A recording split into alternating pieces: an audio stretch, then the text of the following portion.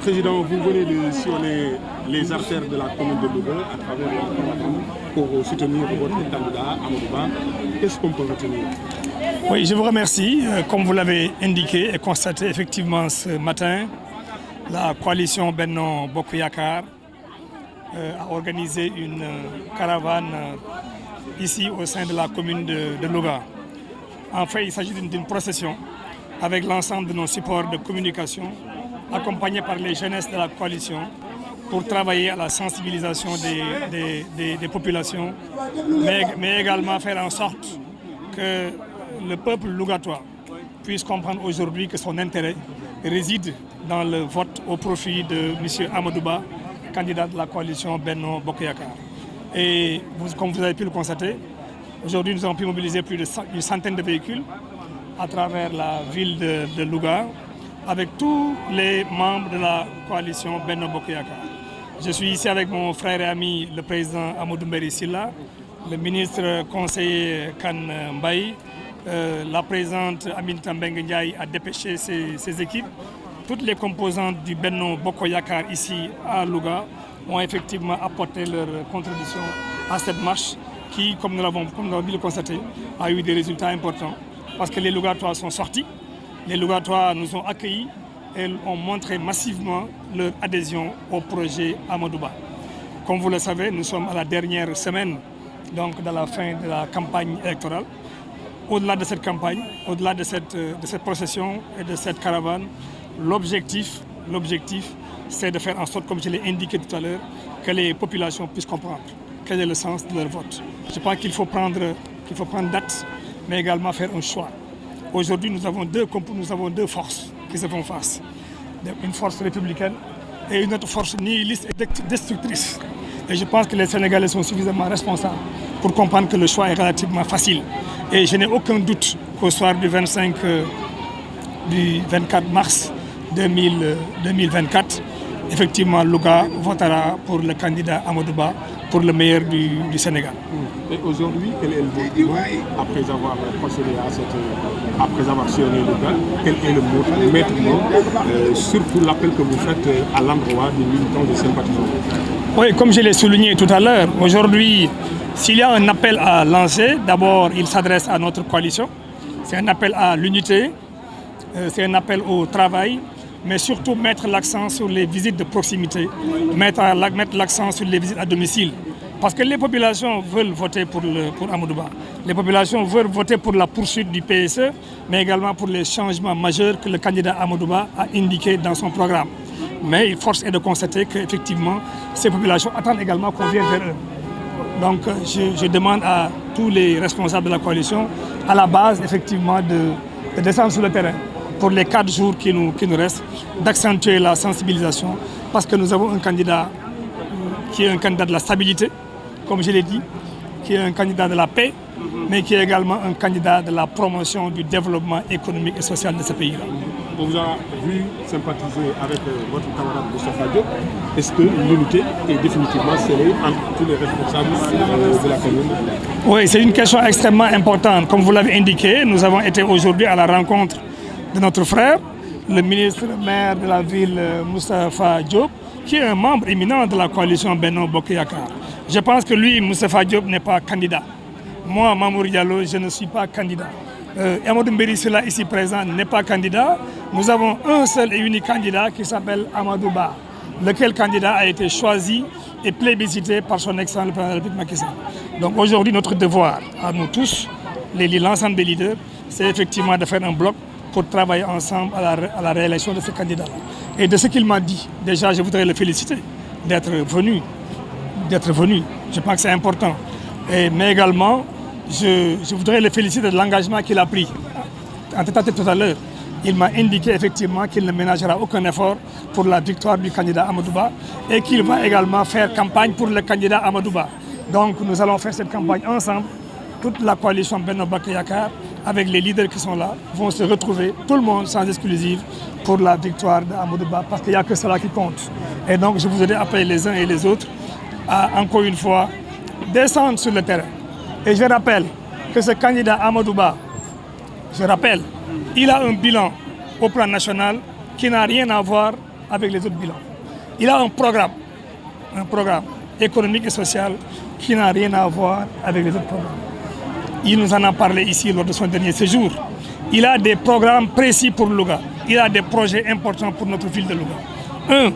Il a déclaré vouloir construire un hôpital de niveau 3 ici à Louga.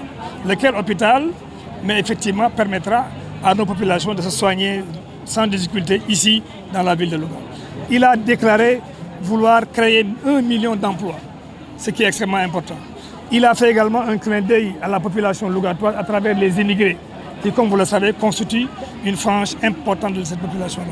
La durée de validité du passeport passera de 5 à 10 ans. Une banque sera là pour accompagner les immigrés dans leur reconversion, mais également dans l'appui au développement. Je m'en arrêterai là. Les projets sont importants pour Louga. Toutes choses donc, qui font qu'aujourd'hui, les Lougatois devraient voter pour Amadou Ba au soir du 24 mars 2024, Inch'Allah.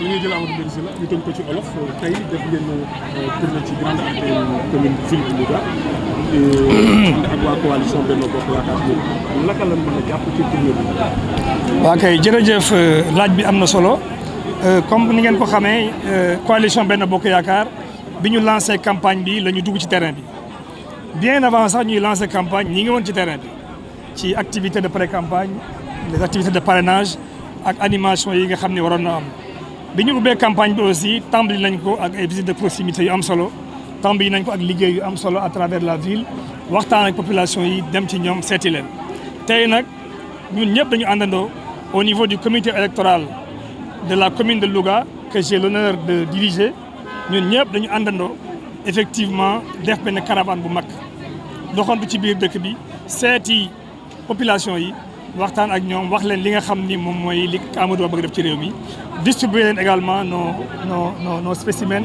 ak tous les supports de communication. li ma ci mën a jàpp mooy nit ñi génn nañ ci mbedd yi teeru nañ ñu ci marché yi ci carrefour yi ci biir quartier yi ñoom ñëpp wane nañu mbëggeel bi ñu am ci Amadou Ba kon nag jàpp naa ni caravane bi réussite bu am solo la may féliciter l'ensemble des membres de la coalition yi ko def en tête mon camarade Amadou Mbéry Sylla mon ami et frère le président du conseil départemental, mais également le président du comité électoral départemental. Féliciter mon ami et frère Kanbay qui vient de nous rejoindre, mais surtout sargal suñu bàjjan la présidente Aminata Mbengue Ndiaye moom aussi jàpp na ci liggéey bi ainsi que l'ensemble des membres du Benno loolu moo tax ñu am réussite bi tey. léegi nag naka ngeen gisee population bi nga xam ne moom ngeen doon saafonte ndax yëg ngeen ne ñoo ngi leen doon déglu ak ànd doon ci li nga xam ne moom ngeen ko. waaw bàyyi nañ ci xel bu baax a baax ndax ku xewle sa bët dafay ñaw te ñun ñoo xewle fi mu ne nii. xool nañ population yi gis nañ ni bàyyi nañu xel le candidat Amadou Ba gis nañ ni bëgg nañu Amadou Ba jël réew mi ndax xam nañ ni mooy candidat bi gën tey ci candidat yi loolu seetlu nañ ko waaye nag li des mooy ñun suñu bopp ñun ñëpp ñu àndandoo continuer wàcc ci terrain bi ci 4 jours yi nga xam ne moo des wax ak population bi gën leen expliquer li ñu war a def bu jour vote bi aussi ñu jàppale leen ba ñëpp mën a voter ci jàmm ndax xam ngeen ni ci weeru koor la ñu nekk te vote ci weeru koor yombul en tout cas maa ngi lancé appel l'ensemble des populations de Louga ñu génn xam ni voté Amadou Ba mooy seen njëriñ voté Amadou Ba mooy njëriñu Louga voté Amadou Ba mooy njëriñu Sénégal. loolu sànq ci li nga xam ne jàpp nga ni proposé nañ ko mu concerné directement Louga mu di durée validité banque nationale bi entre autres. waaw bokk na ci li nga xam ni effectivement premier ministre Amadou Ba le candidat de la coalition Benno Bokk Yaakaar dugal na ko ci programme am fii ci biir Louga bokk na ci xamle na ni bu faloo ci ay weer yu néew. dana tabax fii ci Louga benn hôpital de niveau 3 boo xam ni kenn dootul jóge fii tey di fajoo ji Touba wala ngay dem Thiès wala ngay dem Dakar loolu lu am solo la. wax na ni dana créer 1 million d'emplois ci Sénégal te bu créer 1 million d'emplois jàpp naa ni waa Louga dinañ ci am lu am solo. wax na ni dana wàññi njëg yi ci biir programme am bu toogee ñaari weer lay def ko wàññi prix yi waaye wax na tam ak njabootu Louga ndax sama frère Amadou Mbéry Sylla ku ne xam na ni c'est un produit de l'immigration. c'est une fierté pour l'immigration wax na ni immigré yi dana leen bàyyi xel wax na ni passeport yi nga xam ni juróomi at la doon nekk dana ko yóbbu ba fukki at ba immigré bu bëgg a ñibbisi bëgg seet say mbokk baa ngay seet say sa soxna ak sa waa kër da nga mën a ñëw te du am benn difficulté. dolli na ci aussi ne dana créer benn banque bu mag a mag boo xam ne day jàppale immigré yi ku ci bëgg a ñibbisi investir baa nga bëgg a ñibbisi jënd kër wala nga am foo dëkk dana la jàppale incha allahu taala li mu wax ci Louga bari na li mu wax ci Sénégal bari na jàpp te moom xam na ko ndax nag nekkoon na ministre des finances nekkoon na premier ministre donc bu waxee ni mën na ko def war nañ koo mën a gëm kon nag ma bëgg sénégalais yi ak Louga yi surtout ñu gën a bàyyi xel loolu oto kenn du ko dénk apprenti te chauffeur bi na fi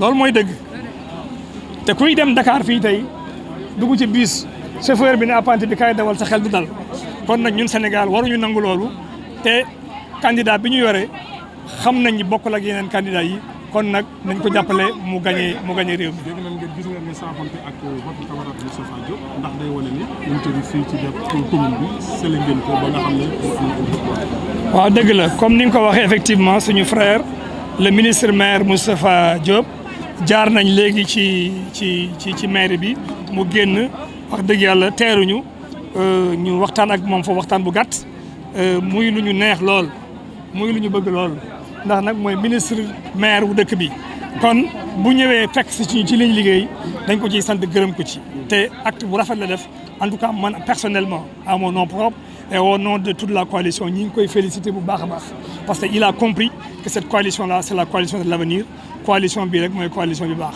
te wax na ma ci làmmiñam ne ma dana jàpp ci campagne bi dana ci def lu mucc ayib dana ci def loo xam ni lu mën ak lu mënul ngir Amadou Ba jël réew mi kon nag ñi ngi koy sant te ñi ngi koy taal loxo ñun ñëpp ensemble ñu liggéeyandoo ensemble la main dans la main toutes les forces vives de Louga toutes les forces du Benno ñu joxante loxo bu ko defee dimanche bii di ñëw ñu fal Amadou Ba Louga gis ci boppam waaye Sénégal gépp gis ci boppam jërë ngeen jëf. merci beaucoup.